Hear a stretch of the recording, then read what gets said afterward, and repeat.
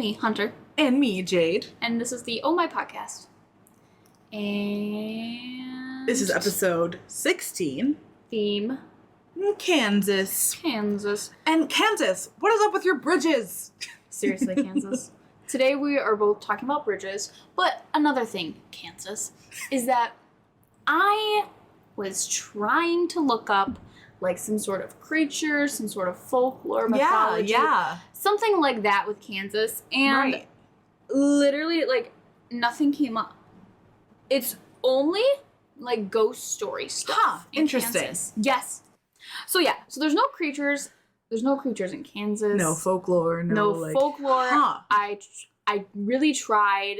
I don't know. Everything was ghosty. Well, and see, to go with that, which is funny, is I was looking for one, and I thought I found a really good one. But then I realized it was Kansas City, Missouri, because that's a thing for some fucking reason. So yeah. Well, I mean, it's still... I changed it, though. Don't worry, guys. It still is Kansas. Yeah, you're right. We don't say the state of Kansas. We didn't say... Yeah, the well, state I changed it anyway and okay. found one of y'all's bridges that just... And then I also happened to find a bridge. So today, really the theme is bridges. Yes. With a undertone of Kansas. Yeah. So they happen in Kansas. We are drinking vanilla black tea. If you were watching, I got cute little cat tea infusers. So enjoy that. We also turned the little green sand folly thing. So hopefully it'll be finished by the time our episode is finished. But we'll see. I don't know about that. No guarantees. Sorry. Not at all. No guarantees. No guarantees for anything with this podcast. No. Not at all. I go first. Yes, you do. Okay. So how do I preface this? Oh, I was telling Jade beforehand. We are not a true crime podcast. But in my research, I found this bridge that is supposedly haunted. And I was thinking to myself, hey, Hunter, do that one. I didn't need to research anything about the bridge yet because it's a haunted bridge. It's a haunted bridge. So I wanted to look at the background because there's a lot of background behind the bridge. And so I did that. And by the time I got done with that, when I went to look up like the actual like haunting part of it, there's like nothing out there. There's like no stories. It's just like people hear this, people hear that, and that's it. So my story is really more of a true crime. I feel like that always happens when I'm trying to look up haunted stuff. Like, for some reason, there's all of this like history of the place and why it could be haunted now, but then you get into like the actual haunting. Right. And it would be like for the Point Sur one that I did, it was like a page and a half of like history, background, whatever, when it was built, how it was built, what they used, all the stuff. And then it was like a paragraph, if that, of ghost stuff. Yep. Every time. Yeah, I don't even have a full I genuinely have maybe two. I could probably mix it into one sentence. Nice. Of true paranormal stuff. So It's really true crime. So if you don't like true crime, then wait till Jade's story because mine is like fully just true crime. But mine's not very long, so you're gonna want to sit for hers. So you're gonna want to sit for this. My story. My story is technically two stories. Okay. And I'm gonna first talk about Sandy Bird and Reverend Thomas, who goes by Tom Bird. Okay. Married? Married, yes. They also had 4 children together. Okay. So, Sunday, July 17th, 1983, kayakers found the body of Sandy Bird and her car submerged in the Cottonwood River under the Rocky Ford Bridge. So this is where the bridge comes in. Okay. Y'all. Sandy was a mathematics professor at Emporia State University, and Reverend Tom Bird was a reverend. Thank you. So, yes. in case you weren't aware of what his job, what he did. So, but before July 17th of 1983, July 16th, Sandy and Tom went out to celebrate because Sandy was being promoted at work. She was getting more classes to teach. Ooh. She was excited about it. So they wanted to celebrate. And they went to a movie, and they went to dinner, and then they returned home Saturday around 9:30 p.m., where the babysitter says, because they had 4 kids, so the babysitter's at home. Babysitter says Sandy ran inside to grab a bottle of champagne for herself and a bottle of whiskey for Tom, and Sandy told the babysitter that they would be back around 10:30 p.m. So they went out, dinner, movie, came back at 9:30. Sandy said, "We'll be back in an hour," and she left with some drinks. Interesting. Okay. So what Tom Bird says happened was that after they left the babysitter at 9:30, him and Sandy had a drink at his church. And then classic. And then they parted, and Sandy went to her office at the uni. Why? And he stayed at the church to go over the next day's sermons. And then he went for a little jog. Guys, it's late at night. Why is she going back to the office? And why is he going for a jog? Why is he going for a jog? At like 10:30 p.m. Riddle me that. And so Tom expected Sandy to pick him up from the church later. And when he didn't, he claims that he called, when she never came to pick him up, he claims that she called the police. No, oh my God. He claims that he called the babysitter. He called the babysitter asking, "Hey, is Sandy home? Because she didn't come pick me up like she was supposed to." Babysitter says no. And so then Tom says that he called the police after that to report her missing. That seems a little preemptive. Well, that's not what the babysitter says happened. Well, I know, but still, I know he's trying to make himself seem innocent, but that's weird that he would just immediately... Anyway. It is weird. But what's even weirder is that he actually called the police before he called the babysitter. So he called the police saying his wife was missing. Uh-huh. The babysitter said, because he called the police around midnight, saying his wife was missing. Even though they came there at 9:30 and said we'll just be another hour? Yeah, so they didn't come that home. Poor babysitter. They didn't, yeah. I know, right? The entire time I'm doing this, I'm like, oh my God. She's out there. She's in the house. Especially because... And it's 83, so they don't have cell phones, so she has no idea. They might have had cell phones. In 83? Yeah, that's when... In the 80s is when cell phones were coming out. My mom told me that when cell phones were coming out when she was, like, graduating high school or something. Wouldn't that be the 90s? I can't remember. I think it's the 90s. She told me it was the 80s that cell phones were coming out. Maybe late 80s. Maybe late 80s. But not, I don't think 83.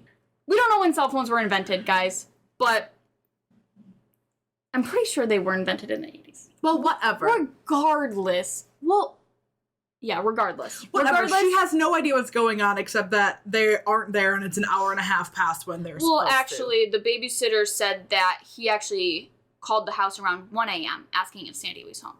So he called the police at midnight saying, "Hey, my wife's missing." And then he called the babysitter home an hour after calling the police. An hour? An hour after calling the police to ask if she just happened to be there. That would be the first place that you call. A whole hour. A whole hour. That would be the first place that you call. But,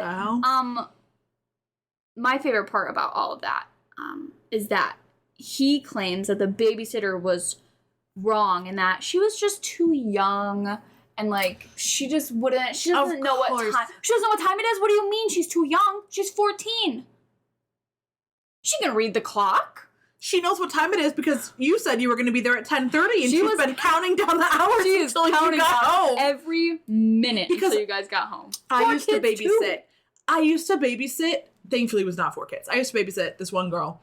And the mom would be like, "Oh, yeah, I'll be home by like 10 at the latest." It was a school night for me, by the way. Oh? 10 at the latest. I would get her from the school bus. Okay. She was in middle school. Elementary. I don't remember. Anyway, I'd get her from the school bus. We'd walk down to her house. And then regularly, she would not be getting back until like 11:30, 12. What is she doing? I don't know. Like, does she have work? I think like she was like going on dates and stuff. And she didn't come back until past 11. Dude, I would never be... I feel like my anxiety at that point would be too high. I, like, didn't want to do anything on a school night. Yeah. I just wanted money. Because I didn't, Well, yeah. Yeah, that's fair. I could not. Stress. Especially if she's late. Yeah. That was awful. But yeah, they had 4 kids. This girl, she doesn't know what she's doing. She's not watching your kids. What do you mean? You don't think she can read the clock, but you trust her to watch your 4 children. Back to the point where Tom said he went jogging. Okay, yeah, let's get back to that for some reason. He said that he went jogging after Sandy left the church, but the babysitter said he came home in a suit and tie. So How did he get home? That's a very solid question. I don't know. Can you walk? Can you walk home? Well, I'll talk. Give me a second. Okay. So, babysitter said he came home in a suit and tie.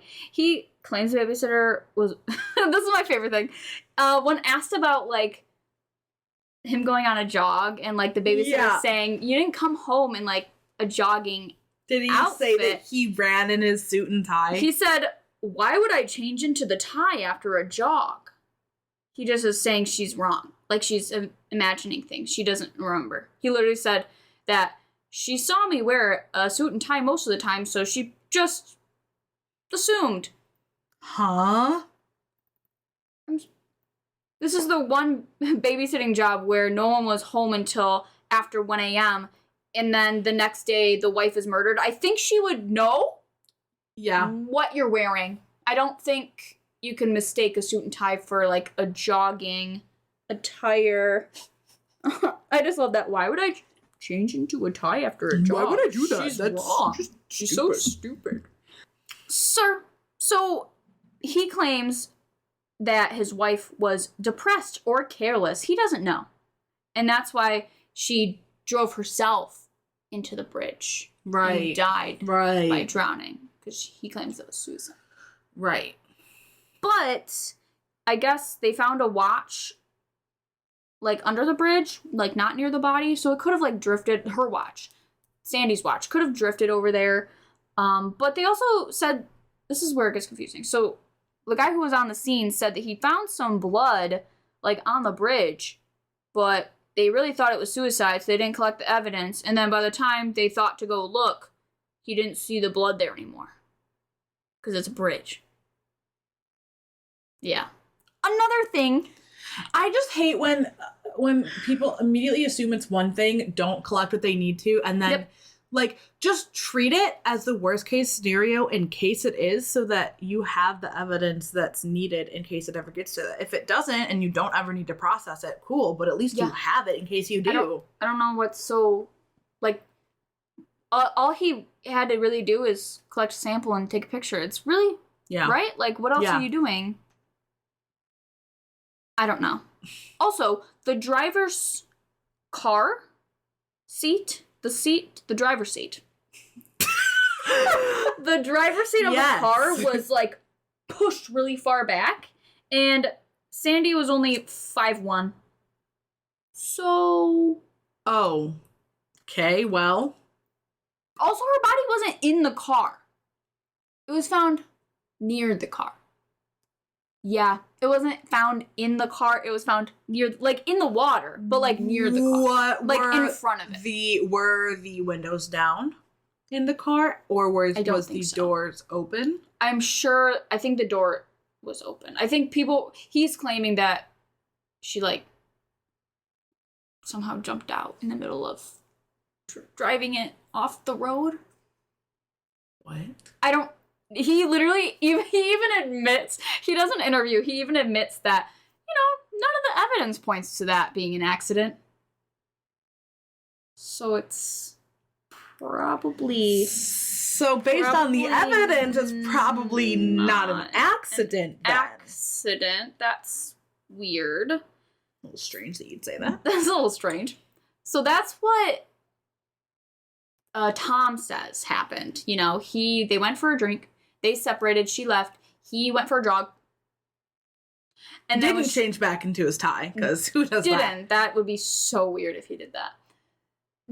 And then he claims he called the babysitter first and then called the police when his wife didn't come and pick him up. And then, yes, he either walked home or found some other way home. But investigators think that after leaving at 9:30, maybe they did drink at the church, but that Tom drove them to the bridge where he beat her. And then pushed her into the water, and then pushed the car into the water, and then jogged back to the church to change into a suit and tie because the jogging outfit got blood on it. Called the police, called the babysitter, and then went home. That's what they think happened. That sounds pretty good. So after she died, they basically ruled it an accident. Okay. Like, not a suicide, not but a an suicide. Accident? They claimed it because they couldn't find any, like, motive for suicide necessarily. Right, okay. So they claimed it an accident, and he didn't go to jail. He didn't serve any time or anything. Ever? No, not ever. But that's where the second story comes in.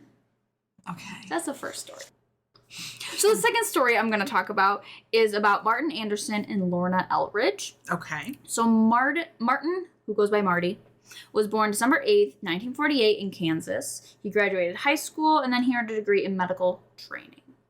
Which, when I read that, I was like, medical training? What? Yeah. But I think it's like the people who, like the technicians, the people who do a lot of stuff with, like, the machines. Got it. Okay. Yes. The technicians, yes. Yeah. Yes. Yes, technicians. It was June... Oh, my God.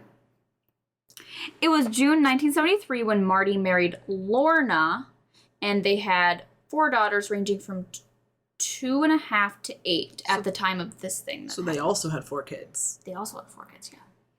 Creepy. The family lived in Kansas, where... Oh, this is where it comes in. Where Marty worked as a lab technician. There we go, the word technician. So on November 4th, 1983, Marty was 34 years old. He was returning home with his family from a trip that they took to Fort Riley, which Fort Riley is an army base used for supply transport and service units, but they also have a museum and other stuff that you can, like, the public can visit. A lot of forts do that. I did not know that. Yeah. A lot of them have, like, the museums and that kind of stuff, yeah. Yeah, but I guess I didn't realize that a lot of the forts still had purpose. Like, I thought a lot of the forts were just sites now. I mean, I'm sure there are some that are, but I know that a lot of them are still active for, like, housing, you know, soldiers or whatever. They're more like I feel like when people hear the word fort, they think of, like, a 4-walled thing with, like, archers on the corner. Like, it's like a lot of times the fort whatever is like Papa was stationed in Fort Knox in Tennessee, I think, or Texas. And it's more like a town. Oh, okay. Like a whole town, essentially. Oh. I think. I could be fully wrong, actually. You know what? I'm gonna choose to believe you. Okay, thank you. But don't hold me to that if you're listening. Yeah, no. Don't really... We might be doing podcasts, but don't listen to anything we say. No, we're never correct. We are never correct. So, they were driving home on Highway 177. Okay. Lorna was driving. Lorna was driving when she complained of feeling ill and got out of stopped in the middle of the field because it was like on a field. Like it's not a typical highway. It's just like a road. Okay.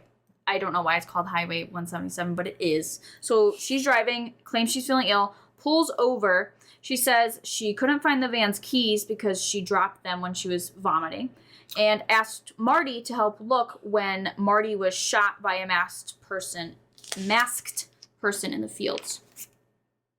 He suffered 3 headshot wounds, and it took a passing car who stopped and called 911. Cell phone, right? Like, they have to have cell phones. It said he called, the motorist stopped and called 911. So maybe they didn't have cell phones, but... Or they went somewhere to call. They went to a payphone, the nearest payphone to call. Yeah, maybe. Whatever. Either way, he died. Marty died. Aw, poor Marty. I know. It's like a really great guy. I know. Marty, come on, we could have been friends. Lorna got interviewed that night and claims that they had ice cream while they were at Fort Riley. I don't want to flip the page. Well, they were at Fort Riley. That didn't agree with her, and she pulled over to vomit, blah, blah, blah, blah, blah. But no one else got sick from the ice cream? No one else got sick from the ice cream. Interesting. And the bullet casings found on the scene were a .22 handgun. Okay. Does she have a .22 handgun? I don't think so. Oh.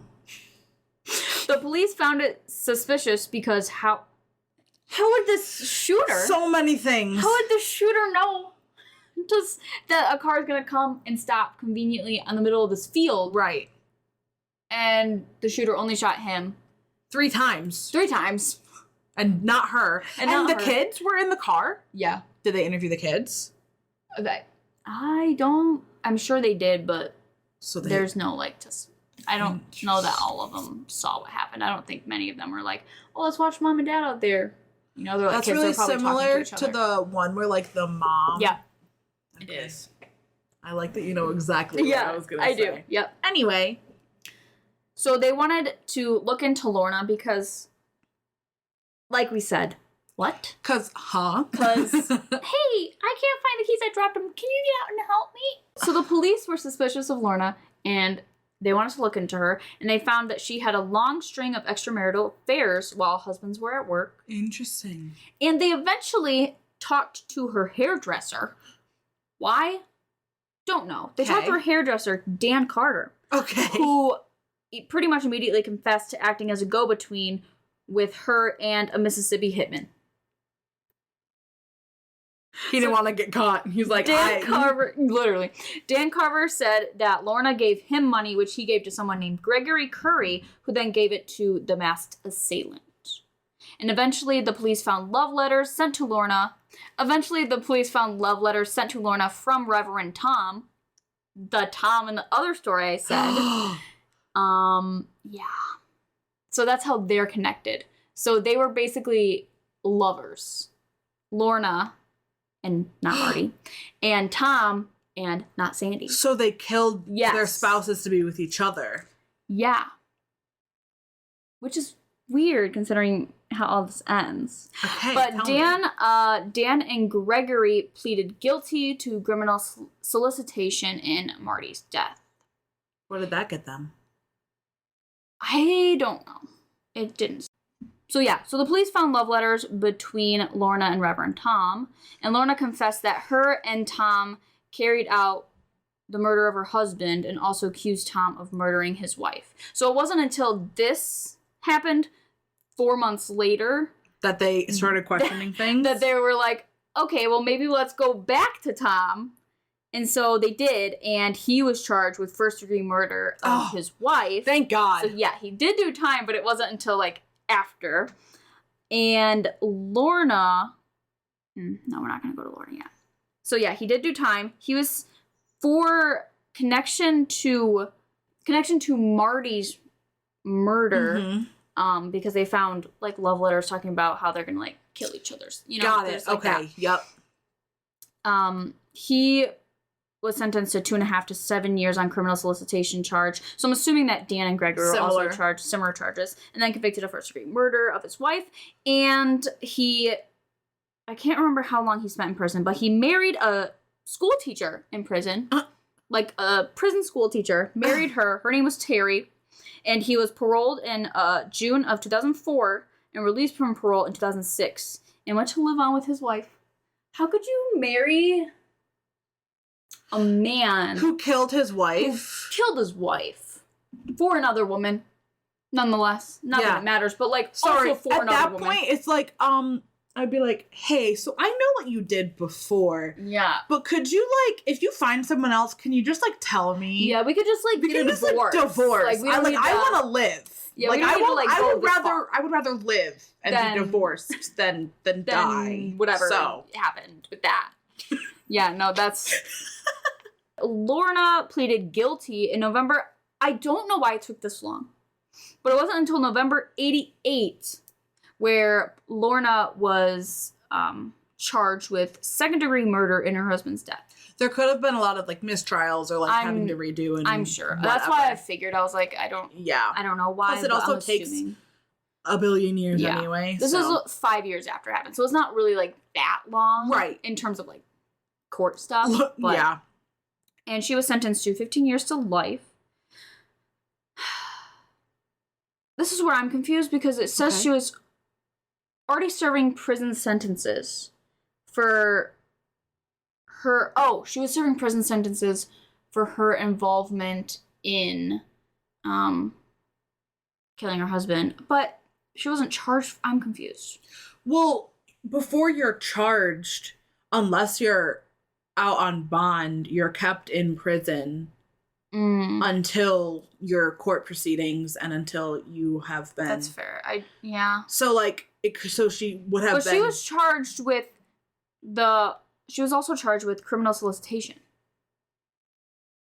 That's why she was in prison beforehand. Before she was also charged for 5 years later. So the solicitation would have been hiring the hitman, and the first-degree murder would be the fact that she is the one that wanted it done and thought about it enough to hire a hitman. Yeah. So it's just... So is it just easier to pass out criminal solicitation charges? It must be. I was gonna say what took it definitely is. That's because that's something you can immediately prove. The guy can be like, it came from her. That's true. And then they can be charged immediately, like with, especially for something where it's like life in prison, like people want to hear way more. That's so that true. takes way longer. That's very fair. Lorna also married while in prison. Oh, of course. But then she got married again. Oh, and still in prison? Yeah, to another man named Terry in 2004, which is weird because Tom also married somebody named Terry. She married somebody named Terry. So she was released in 2007 on parole, and then she was under parole. She was on parole. She was on parole until 2017. So it was pretty recent that she got off. She's free now. She's free now. They're both free. And they're both married to somebody named Terry. They're both married at all after murdering their spouses for another person that they didn't end up marrying. Why didn't they end up together? Different prisons. Different prisons, I guess. Yeah. So oddly enough, about this whole thing is that Lorna claims that it was Tom who was the masked assailant, but the only evidence was her word for it. So he wasn't charged for being actually a killer. In Marty's, he was just charged with solicitation. Got it. That makes sense. Yeah.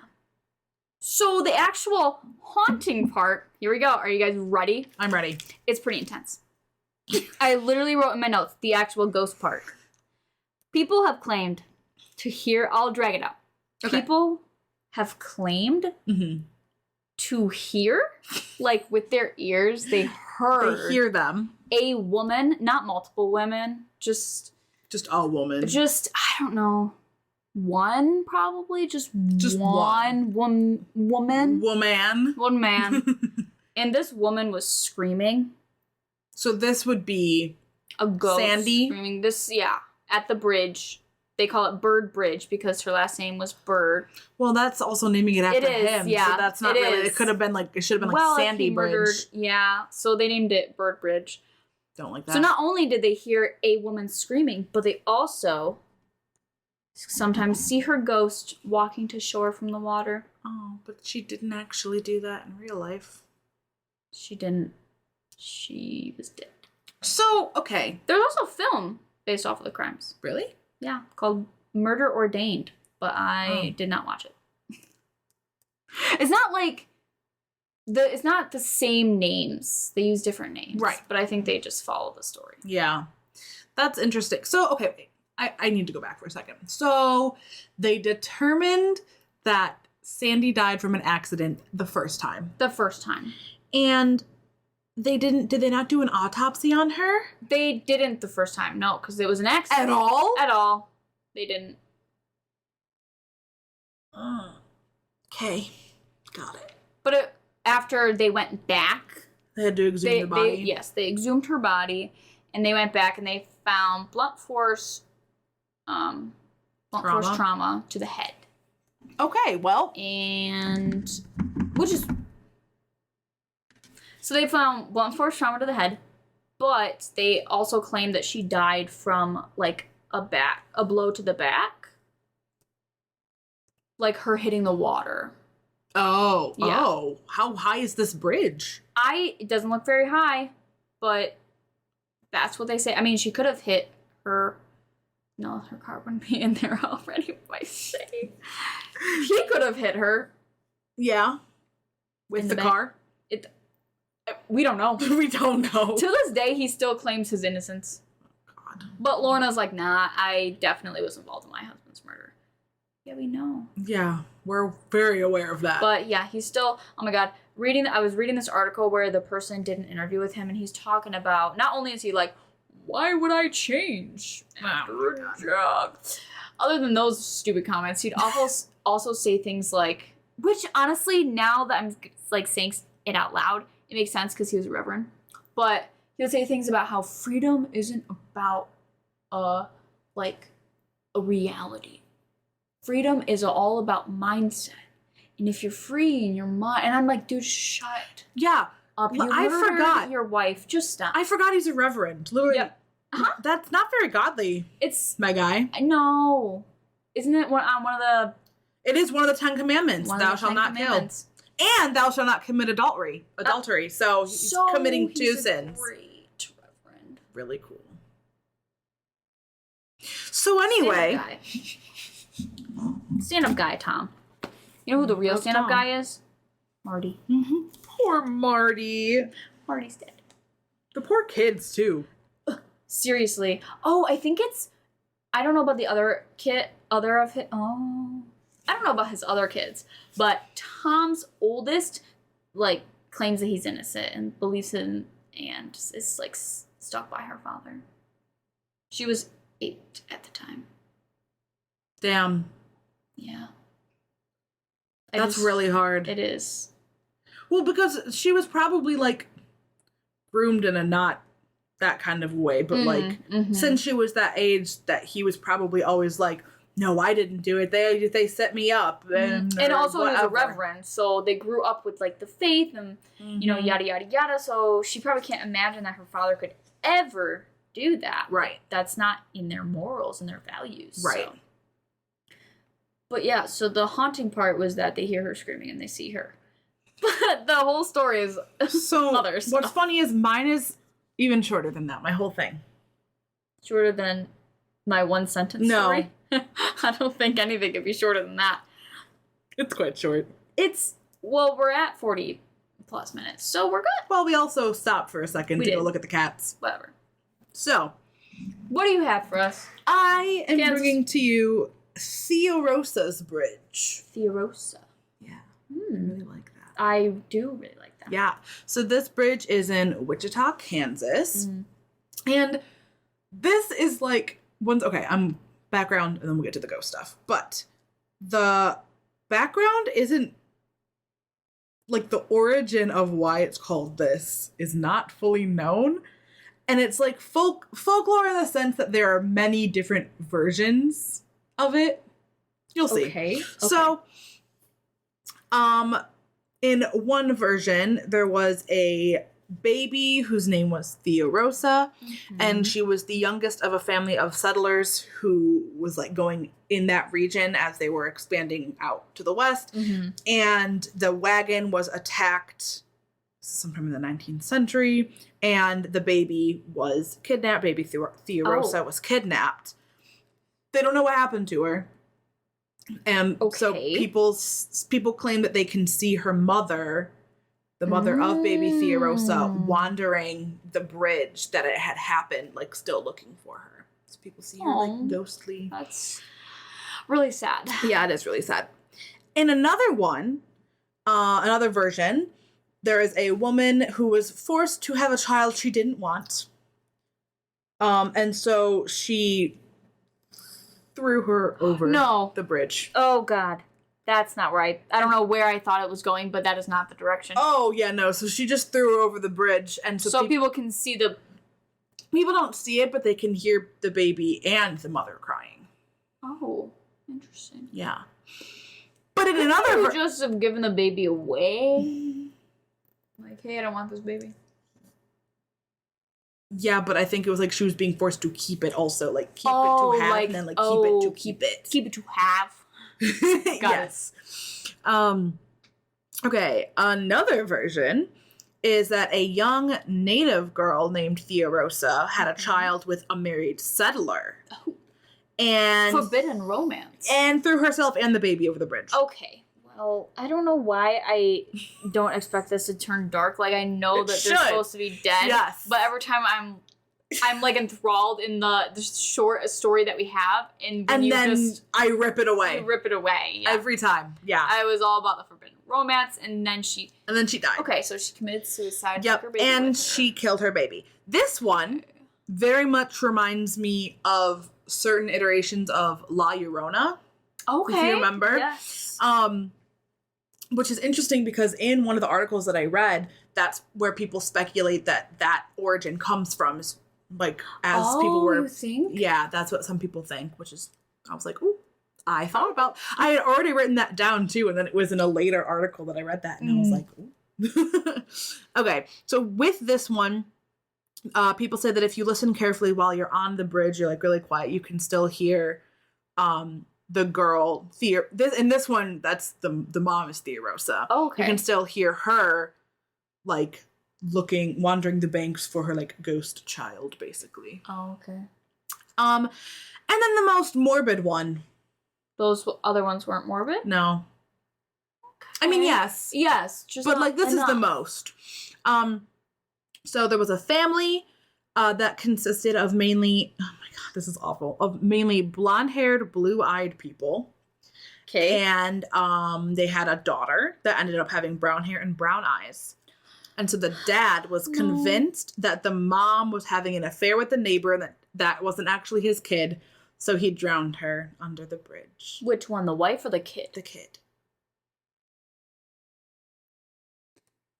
Really cute. And then eventually... That's horrible. Yeah, eventually he and then the other sons just left the mom. What? You're kidding. And then she continues to... People say you can still hear her continuing to look for her daughter, and that she, like, actually did that in real life. She would just wander the river looking for her because they couldn't find her body. And apparently she continued to do so until she also died. That's so you can still hear her looking at her child. That is definitely the saddest. Yeah. Most morbid. Yeah. So, whatever the origin of this is, there's always some version of, like, you can hear a woman crying, you can hear a baby crying, you can hear a woman looking for her baby. Like, it's all something like that. Yeah. But people also experience inexplicable cold spots just randomly along the bridge if they're walking. There'll be random lights that just appear, but there's no origin, so it's like not a car, it's not a cell phone, it's just like random lights, and then they like go approach it, and then there's like nothing around that would have caused that light. A lot of people claim that while they're crossing the bridge in their cars sometimes stall for a couple minutes, like without any reason, and then it'll just eventually start up again, and you can... I don't like that. But like during that time is like usually when they experience like the cold, or usually when they hear the sound, because now it's quiet, you can't hear your car. And then this one was just very interesting to me. Some say if you call out to her, the mom, and say that you have her baby, which, why would you do that? That she'll come out of the water and attack you. Obvious. Who thought about doing that to begin with? And why would you do that? Why would you taunt her? I mean, Provoking. Oh. They're provoking. But that's taking it really far. Really, really far. In my opinion. Like, really far. I mean, it would work, probably. Yeah. Also, the last thing I have, like I said, this is a very short one. The last thing I have is that the bridge that is there right now, that's called Theorosa's Bridge, is not actually the original bridge where one of these origin things happened. Oh. It's also not even the second original bridge. It's the third. The first two, like, burnt down. Oh. They don't really know why. They don't know what caused it. Is this one also wood? Do you know? I don't know. It doesn't look like, this one looks like concrete. Oh, okay. I was gonna say, so maybe this and it was like, I thought that it was gonna be some like really pretty bridge with like maybe like a suspension. It was like just a concrete bridge that's just like going over the smallest little river, like, and a whole bunch of graffiti on the sides. Oh, yeah. And I was like, oh, this is not at all glorious, even a little bit. It's so I'm not serious. No, so I'm not including pictures because I would like you to just, up until this point at least, try and picture something cooler. Yeah. My bridge is like one of those, you know the episode of Supernatural? Uh-huh. Which one? There's a lot that happen on bridges. Oh, I only remember a very specific one. I think it's towards the beginning of the season. Of what season? I think it's the White Woman episode. Okay. Yep. I think that's what it's called. Mm-hmm. But Woman in that White. bridge. Yeah. Where it has like metal holding it up, yes. but it has like wood planks and only one car can fit down it. That's what this bridge is. Oh. Okay. Yeah, I do have a picture because a photographer went there and took like some pretty pictures. Oh, that's cool. Yeah, so fun. I am going to include one singular picture. One singular picture. Yeah. Well, like we said, guys, this was a short one today and all about bridges. And Kansas. And Two things Kansas. in one. Okay, so I have 2 cards. If you have not seen our TikTok, go take a look. So I will start. Should I start with the first one that fell out? Yeah. Okay. So the first one that fell out is this really pretty pink one that has the moon, and it's the energy is gaining momentum. The energy, not your energy. The energy. Okay. Is gaining momentum, and this is waxing moon. So, okay. During the waxing moon cycle, hope springs eternal. This card is a very positive omen, indicating that you can create the reality you're dreaming of, though it will take some work, and you're not quite there yet. This is a time of energies rising up. Emotions are building too. Where do you want to go, and do you believe you can get there? Either you can just keep meditating and focusing on your desired outcome, or you can make the courageous commitment to take more practical steps towards your goals. Whichever you decide, you are most certainly on the right track. Oh, I like that. I do like that. Whichever one you decide to do, it works. Attuned to the moon. I know I'm headed in the right direction. Additional meanings for this card. The situation is full of potential. Your dream can come true. More effort is yet required. Are you willing to give it? Review your goals and ensure you're still committed. Keep moving forwards. And then the teaching is the waxing cycle is the period of the lunar cycle from new moon to full moon. And during this time, the moon appears to be slightly bigger and rounder every night. This is a very empowered and empowering time, and this is a very promising card. It suggests that now is the time to make plans and to act on them, no matter when you actually pull the card. I love that card so much. That reading that I said. That's what I was thinking of the entire time. So perfectly with the pile that I picked. Yeah, the entire time that I was reading that, I was thinking about the thing that you had sent me. Literally, the fact that it says dreams do come true, but you do need to put in work is pretty much word for word what she said. Yeah. That's so cool. Yeah. For those of you that don't know, which is everyone, don't know why I said that, I like to watch Iso Taro. Iso Taro's videos on YouTube, and she did one for 2023, and basically the pile that I picked said exactly what Jade just said, so pretty freaky.